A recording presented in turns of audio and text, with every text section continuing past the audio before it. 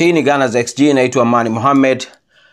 Tutakuwa tunapitia baadhi ya comment zenu na kujibu maswali au kutoa maelezo pale panapohitaji maelezo. Swali la kwanza kabisa limeulizwa na Said Khalfan. Anasema hasara ya milioni 30 iliyopata Arsenal mwaka huu, sababu ni nini? Kwanza nadhani Said Khalfan ameuliza swala hili baada ya mimi binafsi kuzungumza kwenye kipindi kilichopita kwamba Arsenal imepata mapato ya milioni 600 lakini hasara ilikuwa ni milioni 30. Kwenye swala la hasara nilifanya makosa. Milioni 30 au 34 to be exact ilikuwa ni hasara ya mwaka jana. Hasara ya mwaka huu ni milioni 17 na sio milioni 30. Kwanza naweka masahihisho hapo kuhusu swali la Said Khalfani. Sasa tuingie kwenye swali lenyewe, kwa nini unapata hasara? Hii ni profit before tax. Mara nyingi klabu za Premier League karibu zote, kama tulivyozungumza kwenye kipindi chote, kati ya klabu 20 msimu uliopita klabu 18 zimepata hasara na Arsenal ndio imepata hasara ndogo kuliko zote. Klabu pekee ambazo zimepata faida ni Brighton na Manchester City. Manchester City tunaelewa nini wanafanya off the pitch, na ndio maana sasa hivi wana mashtaka 115 jumlisha 15 mapya kwa 130, mashtaka ambayo hukumu yake ilitakiwa itoke mwezi wa March kama tulivyoahidiwa. Kesi imekwisha tangu January mpaka hii April imeshaingia, hakuna lolote lililozungumzwa na wahusika. Ni mambo ya kushangaza sana. Kwa nini mpaka leo Manchester City haijahukumiwa? Matarajio yalikuwa ni hukumu iwe kubwa sana kutokana na idadi kubwa ya makosa na aina ya ushahidi. Tuliwahi kuzungumza kesi ya Manchester City huko nyuma. Tafadhali angalia kwenye video za nyuma, utaweza kuiona nayo, kukutana nayo, au tutaweka link kwenye description ya kesi hiyo. Kwa hiyo Manchester City ina michezo yake inacheza, inapata faida kubwa sana. Lakini Brighton wanafanya biashara nzuri. Tukumbuke wanauza wachezaji kwa bei kubwa sana. Wamemuuza Moises Caicedo hivi karibuni kwa milioni 100 na walituuzia sisi wenyewe miaka ya nyuma Ben White kwa milioni 50 na kitu, na wamekuwa ni timu ambayo inanunua wachezaji bei rahisi, inapandisha wachezaji kutoka academy na baadaye kuwauza kwa bei kubwa sana. Kwa hiyo haishangazi kwa Brighton kupata faida. Nachojaribu kueleza hapa ni kwamba biashara ya Premier League ina mambo mawili inasababisha klabu nyingi zinaonekana kupata hasara au zinapata hasara. Cha kwanza, zinatengenezwa gharama nyingi sana ili kuepuka kulipa corporate tax, kwa sababu klabu inapopata faida, corporate tax ni fedha nyingi sana. Kwa hiyo zinawekwa gharama za kimtindo ili kuepuka kulipa tax hiyo. Kwa hiyo mara nyingi sana klabu hazilipi tax hiyo kwa kurekodi hasara. Lakini ukiondoa hilo, kuna swala moja, gharama za uendeshaji wa football ni kubwa sana. Kylian Maguire wa Price of Football amekuwa akilizungumzia hili. Ni gharama kubwa sana, japokuwa na mapato ni makubwa, lakini hasa swala la kununua wachezaji. Mchezaji mmoja unaweza kununua milioni 100 kama tunavyoelewa. Average good player anaanzia milioni 60 kwenda juu. Kwa hiyo wachezaji ghali, lakini klabu hazilipi cash. Kwa hiyo amortization huwa inaumiza sana balance sheet za timu. Amortization ni kwamba wachezaji wengi wanaponunuliwa, fedha za malipo hufanyika kidogo kidogo kwa mujibu wa urefu wa mkataba wa timu. Kwa hiyo kama wa mchezaji, kwa mfano amepewa contract miaka 5 na amenunuliwa milioni 50, basi timu italipa kila mwaka milioni 10 mpaka kumaliza miaka 5. Hivyo ndio malipo haya ndio yanaitwa amortization. Kwa hiyo kila mwaka yanaingia kwenye gharama za timu. Arsenal na amortization kama milioni 200 kila mwaka nadhani, wakilipa madeni ya wachezaji walionunua ndani ya miaka 4-3 ya karibuni mpaka mwaka, yani kuanzia miaka 4 kwenda mbele, kwa sababu Arsenal haitoi contract refu, inatoa contract za miaka 4. Kwa wachezaji ambao wamenunua miaka 4 nyuma mpaka leo bado wako kwenye balance sheet, tunaendelea kuwalipia, na amortization ni fedha nyingi sana, na hivyo utakuta klabu nyingi zinaishia kupata hasara. Lakini hasara haipo kwenye operating profit, kwa sababu kama nilivyosema revenue ya Arsenal ni milioni 600. Kwa hiyo Arsenal haikupata hasara kwenye zile daily expenses, lakini ni manunuzi ya wachezaji ndio yanayoleta hasara. Na Arsenal inafanya vizuri sana kwenye swala la manunuzi na mauzo, kwa sababu kama mwaka jana imepata faida katika swala la manunuzi na mauzo ya wachezaji. Kwa hiyo usishtuke na hii hasara ya kwenye makaratasi. In reality inakuwa mara nyingi sio hasara kiasi hicho, kwa sababu inawezekanaje biashara ya football inaendelea wakati kila mwaka klabu 18 17 zinapata hasara, lakini hakuna anayetaka kuuza timu. Kila mmoja akitakiwa kuuza timu basi kuna na figisu kubwa sana. Mathalan Arsenal tuliwahi kuzungumza, mmiliki wa Spotify alitaka kuinunua Arsenal. Kina Kroenke waligoma kuuza. Wamiliki wa Liverpool pia walitakiwa kuuza, kuna kipindi wakagoma. Everton imeuzwa baada ya figisu ngumu refu za miaka mingi. Juzi ndo Albert Moshiri amekubali kuiuza Everton Football Club. Kwa hiyo ni biashara ambayo ina faida nyingi tu, lakini kwenye makaratasi siku zote tunaonyeshwa hasara. Kwa hiyo nadhani hapo tumejibu swali la Said Khalfani. Swali la pili limeulizwa na Mukhtar Kasim. Yeye anasema sio swali, yeye anatoa maelezo tu, ni comment. Anasema tutakula mabao kwa Real Madrid, mbele ma striker ni miamba, wana mpira wa kasi sana. Alafu swali linalofuata, kuna maswali matatu yote yanahusiana na game ya Real Madrid, kwa hiyo tutayajibu kwa pamoja. Swali linalofuata limeulizwa na Suleiman Mohamed. Suleiman Mohamed anasema Real Madrid hana historia ya kumfunga Arsenal, kwa hiyo yuko very positive, anaamini bado Arsenal ina nafasi ya ushindi kwenye hilo, kinyume na Mukhtar Kasim ambaye anaona kwamba sisi tutafungwa tu kwenye mechi hiyo. Mwita Masisi naye anasema mimi ni mwana Arsenal, lakini kuhusu kufungwa na Real Madrid ni lazima hata wangekuwepo wote, akimaanisha kwamba hata kama Arsenal ingekuwa haina majeruhi basi Arsenal lazima ingefungwa. Mwita Masisi, sijui unaifuatiliaje Arsenal, lakini sidhani kama unachokiongea ni sahihi. Tuanze na kwa upande wa Mukhtar Kasim ambaye anaamini tutakula mabao dhidi ya Real Madrid. Mukhtar Kasim, ni kweli nakubaliana na wewe kabisa kwamba Real Madrid mstari wa mbele unatisha. Vini Jr, Jude Bellingham, Kylian Mbappe pamoja na Rodrigo, quality players. At least watatu kati ya wanne hao ni world class players. Kwa hiyo tuna deal na nadhani ni timu ambayo ina wachezaji wa mbele wanaotisha kuliko timu yoyote nyingine katika dunia nzima. Huo ndio ukweli. Lakini haina maana kwamba ndio Real Madrid itashinda kirahisi kiasi hicho. Labda nikukumbushe mambo ambayo yameshatokea, tuiache game ya Arsenal kwanza. Madrid imefungwa na Espanyol, klabu ndogo sana kwenye ligi ya kwao. Madrid imefungwa na Athletic Club, timu ndogo sana vile vile. Lakini Madrid imepigwa 5 na Barcelona. Ninachojaribu kusema, Madrid inafungika. Hilo ndio nalojaribu kusema, kwamba pamoja na uzuri na uhodari wa timu ya Madrid, lakini Real Madrid inafungika. La kwanza. La pili, Arsenal haina historia ya kufungwa na Madrid kama alivyozungumza Suleiman Mohamed. Hatujawahi kufungwa na Madrid mechi yoyote. Labda unaweza ukadhani kwamba okay, sasa hivi Real Madrid ni kali sana.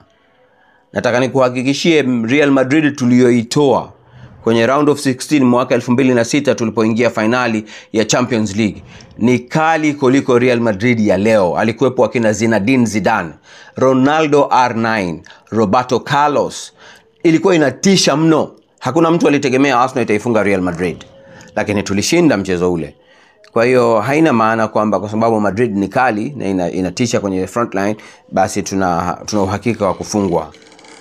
Na kwa upande wa Mwita, na yeye anaamini hatuwezi kushinda. Nadhani tayari tumeshalizungumzia hilo. Chochote kinaweza kutokea. Hatusemi kwamba tutaifunga Real Madrid, lakini chochote kinaweza kutokea uwanjani, na bila wasiwasi wote Real Madrid is a strong favorite to win that game, lakini it doesn't mean kwamba guarantee tayari wameshashinda tai hiyo. I believe Arsenal will give them a hell, na upo uwezekano wa kupata matokeo. Swali linalofuata limeulizwa na Rakim. Rakim anasema kiukweli Pate, ni comment sio swali kwa mara nyingine. Rakim anasema kiukweli Pate wamwache aendelee kuwepo pale. Kuna umuhimu wake mkubwa sana. Hata Madrid, mbona Luka Modric na uzee wake anafanya vizuri? Akimaanisha kwamba kama tunavyoelewa mwishoni mwa msimu huu tunatarajia huenda, na hili si uhakika, huenda Pate akaondoka. Yeye anasuggest kwamba Pate abaki. Nadhani wengi tuna mawazo hayo kwamba Pate bado ana uwezo mzuri na ana nafasi ya, binafsi kama unganiuliza ningesema apewe contract ya miaka 2 ya ziada, sio hata mwaka. Kama bado anacheza vizuri mwaka mmoja mwingine, basi Pate tunaweza tukamuuza milioni 15, milioni 20 kuliko kumwacha atoke bure. Tutapata huduma yake kwa mwaka mmoja mwingine na tutapata fedha japo kidogo za kulipia mchezaji atakayekuja badala yake. Hilo moja. Lakini uamuzi wa Pate kubaki na kuondoka si wa Arsenal peke yao. Tukumbuke kwamba Pate sasa hivi ni miaka 32 na ni Mwafrika, kwa hiyo kama amefanya ule Uafrika huenda akawa 37. Hatuna uhakika na hilo, lakini hayo ni mambo ya kawaida sana kwa wachezaji wa Afrika na wa Amerika ya Kusini kuwa na miaka ya aina mbili tofauti, miaka ya kuchezea mpira na miaka halisi ya kuzaliwa. Kama mtakumbuka mchezaji nafikiri Wamangituka alikuwa anacheza Bundesliga, ni Mkongo. Wamangituka alikuja kukamatwa, amepunguza miaka zaidi ya 5, na kwamba Wamangituka halikuwa jina lake. Kwa hiyo ni mambo ambayo yanafanyika katika soka. Kwa hiyo Partey huenda akawa 36, 37 badala ya 32. Lakini bottom line ni kwamba Partey bado anafanya vizuri. Sasa uamuzi wa Partey kubaki si uamuzi wa Arsenal pekee, kwa sababu he is out of contract. Habari zilizotolewa na Arsenal Insider, mimi siwaamini sana Arsenal Insider, kwa hiyo naomba niweke wazi, si habari za uhakika, ni kwamba Arsenal wamesha table offer kwa Partey, na Partey hajaamua bado kusign. Kwa maana hiyo basi swala la Partey kubaki au kuondoka ni lina pande mbili, lina Arsenal kwa upande mmoja na lina Partey mwenyewe kwa upande mwingine. Ukiwa na miaka umri kama wa Partey, unaangalia wapi kuna fedha zaidi, na vile vile unaangalia ligi gani nitapata wepesi wa kucheza kutokana na umri. Premier League kama tunavyoelewa is a very demanding league. Kwa hiyo unapokuwa na umri mkubwa kuna hatari unaweza ukapoteza mpira wako haraka, lakini unapokwenda nchi kama Marekani, Saudi Arabia, unaweza ukaextend career yako ukapata contract hata ya miaka 4 na fedha nzuri. Kwa hiyo hili liko kwa upande wa Partey zaidi kuliko Arsenal. Arsenal unaweza kumpa contract nyingine, haitakuwa lucrative kama ile, kwa sababu si mchezaji ambaye sasa hivi unamtarajia apate 200,000 kwa wiki kama anazopata sasa hivi, 200,000 kama hivi. Kwa bila shaka watampa contract mpya ambayo fedha zitapungua. Sasa kama ni hivyo, ikitokea klabu ya Saudi Arabia inamwambia bwana wewe nusu milioni kwa wiki, sidhani kama Partey atabaki Arsenal. Kwa hiyo tuangalie hili litakwenda vipi, lakini at the end of the day ni uamuzi wa Partey mwenyewe kama anataka kubaki Arsenal. Naamini Arsenal watampa contract ambayo haitakuwa ya fedha nyingi, lakini watampa contract. Zito anasema kazi safi bro, nafuatilia nikiwa Qatar. Zito, asante sana bwana, na tuwe pamoja, wewe pamoja na wote wanaotoa comment na wanaoshiriki kuangalia video zetu. Tunakushukuruni sana. Kama nilivyosema, channel hii ni kwa ajili yenu nyinyi. Kwa hiyo nakushukuru sana Zito ukiwa huko Qatar. Francis Mwilinde anasema Arsenal hatuna tajiri, huo ndio ukweli. Nadhani anawazungumzia akina Kroenke. Nadhani hilo liko wazi, na zaidi labda cha kuongeza hapa, matajiri wa Kimarekani si matajiri. Kuna aina mbili ya matajiri katika ligi kuu ya England na katika football kiujumla. Wa kwanza ni wale ambao wanakuja kutafuta umaarufu na kupenetrate market, yani ana biashara zake nyingine, ana mambo yake mengine, anakuja pale kwa ajili ya kutafuta maarufu. Mfano mzuri ni Sheikh Mansour, hakuja kufanya biashara. Sheikh Mansour kutoa milioni 300, 400 kwake yeye ni wa Manchester City tunamzungumzia, kwake yeye ni it's nothing. Abramovich aliyekuwa Chelsea, naye aliwahi kujua akasema kwake kama anapata faida kuiendesha Chelsea, akasema yeye amenunua Chelsea kama toy, ni kama ni kitu cha kuchezea tu, hategemei kufanya biashara kupitia Chelsea, na kweli alikuwa anamwaga fedha nyingi sana. Sasa Wamarekani wanapokuja kununua timu, wanakuja kufanya biashara, hawaji kufanya wanayoyafanya akina Abramovich na Sheikh Mansour. Wanakuja kwamba hichi ni kitega uchumi na nahitaji kupata faida, nahitaji kutumia biashara hii kuchukua mikopo mingine na mambo kama hayo. Mathalan Manchester United sasa hivi imenunuliwa na sasa hivi ina madeni mengi sana, lakini madeni ya Manchester United si madeni ya klabu, ni madeni ya tajiri ambaye anaiweka bondi klabu kuchukua fedha kwenye biashara zake nyingine. Lakini kwa vile imewekwa bondi Manchester United, kwenye karatasi inaonekana kwamba Manchester United ndio inayodaiwa, lakini kwa sababu ni biashara kubwa na ina kipato kizuri, kwa hiyo wanatumia kuchukulia mikopo na kuendeshea biashara zao nyingine. Hata hao matajiri wa Arsenal akina Kroenke, miaka kadhaa ya mwanzo walikuwa wanatoa milioni 4 kila mwezi, wanachukua milioni 4 kutoka Arsenal kupeleka kwenye biashara zao nyingine, mpaka ilipotolewa ile siri ndio wakaacha huo mchezo. Yani badala ya wao kuingiza walikuwa wanachukua kutoka Arsenal. Kwa hiyo hawa sio matajiri wale ambao ni washabiki wa mpira wanakuja timu ichukue makombe, hapana, wao wanakuja kufanya biashara. Kwa hiyo Francis Mwilinde, tuko pamoja kwenye hilo. Hawa si matajiri, kwa maana ya kwamba wanakuja kudhamini na kutoa fedha na kutaka kuchukua makombe. Hapana, wanaangalia faida tu za kibiashara. Peter Lombo anasema, mimi nasema pongezi kwa Arteta kwa kazi yake, ingawa wachezaji wanaumia, Arteta bado anasimama imara. Peter Lombo, umeyazungumza maneno kutoka kinywani kwangu, ni maneno ambayo nimeshawahi kuyasema na ni maneno mazima sana, kwamba Arsenal injuries 39, injuries kubwa, injuries za muda mrefu, injuries kwa key players, bado inashikilia nafasi ya pili kwenye Premier League na bado iko kwenye robo finali ya ligi ya mabingwa wa Ulaya. Ni mafanikio yanatakiwa kuonekana kwamba ni mafanikio makubwa sana, ingawa sio malengo. Naomba tuweke wazi, kuna mafanikio na malengo.